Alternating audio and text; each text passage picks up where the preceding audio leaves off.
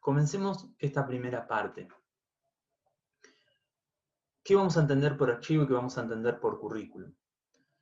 Las reflexiones sobre qué es un archivo, como les decía, tienen un vasto desarrollo en las ciencias sociales. Comencemos por las definiciones de archivo como un lugar físico y luego vayamos avanzando en las concepciones más interesantes del archivo como dispositivo de saber o de poder o lazo social. El archivo es un lugar físico, es una infraestructura estable de información caracterizada por procesos y prácticas de colección, de selección, de clasificación, de almacenamiento y de conservación de ciertos objetos culturales, objetos textuales, objetos visuales, como también objetos sonoros. El objetivo de un archivo es organizar y ordenar la complejidad de una serie de elementos, siguiendo un mismo criterio y dando a conocer ese criterio de selección a sus usuarios para hacer accesible su colección, su serie, a sus usuarios para que puedan recorrerlo, navegarlo.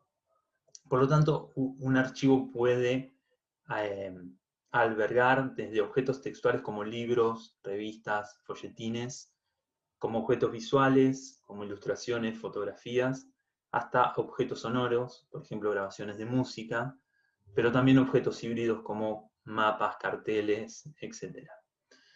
Ejemplos de archivos modernos son las bibliotecas, los museos, los centros de documentación, pero también archivos, por ejemplo, de literatura y poesía popular, archivos fotográficos, también archivos religiosos, archivos, por supuesto, judiciales y policiales.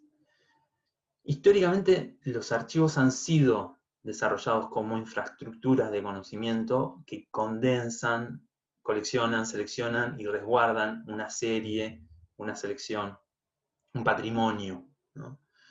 Es decir, elementos diversos del mundo social reunidos en un solo lugar, de una manera clasificada, ordenada, para poder conocerlos, para poder también de algún modo jerarquizarlos y también controlar a través de normas transparentes de navegación de ese archivo un trabajo sobre estos elementos.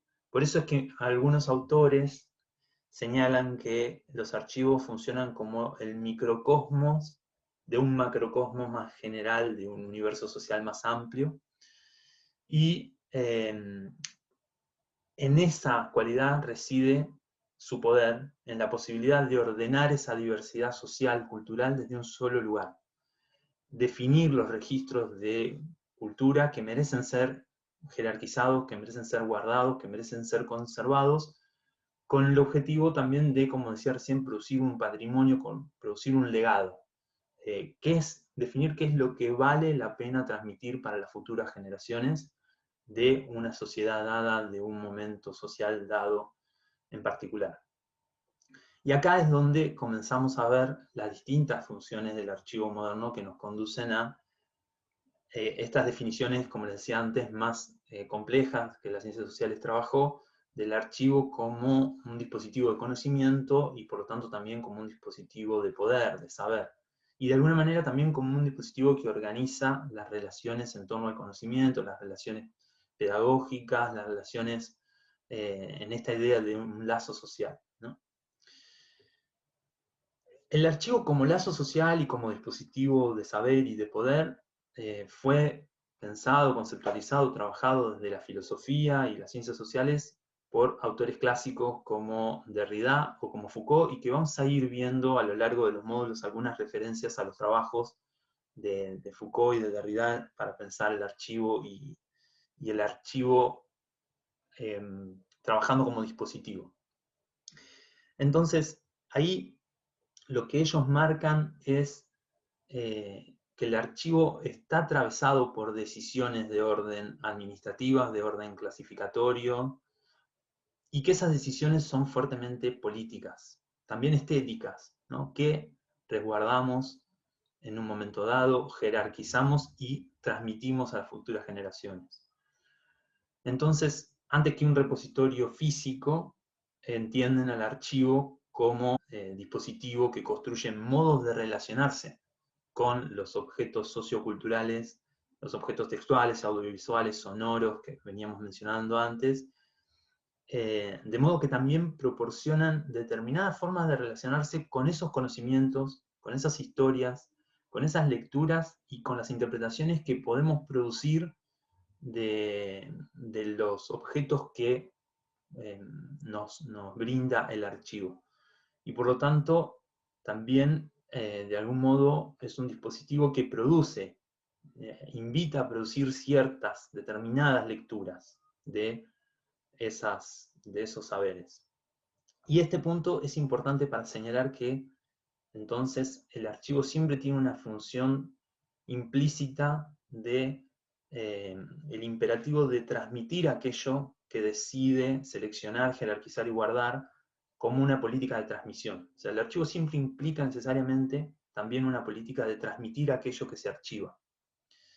El archivo se postula como un legado, como aquello que tiene valor de ser preservado para ser transmitido a las actuales y también a las futuras generaciones, y por lo tanto también tiene en sí mismo un imperativo de transmisión, como decíamos recién. Conlleva un imperativo de la transmisión también de los valores que encierran aquellos conocimientos, objetos, historias que el archivo resguarda.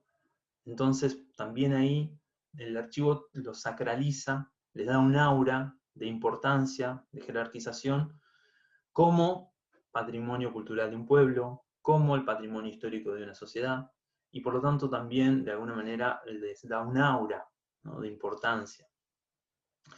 Entonces, las prácticas archivísticas tienen la función también de, como dice Derrida, de marcar un origen, documentar qué fue lo que aconteció y al mismo tiempo legar un mandato.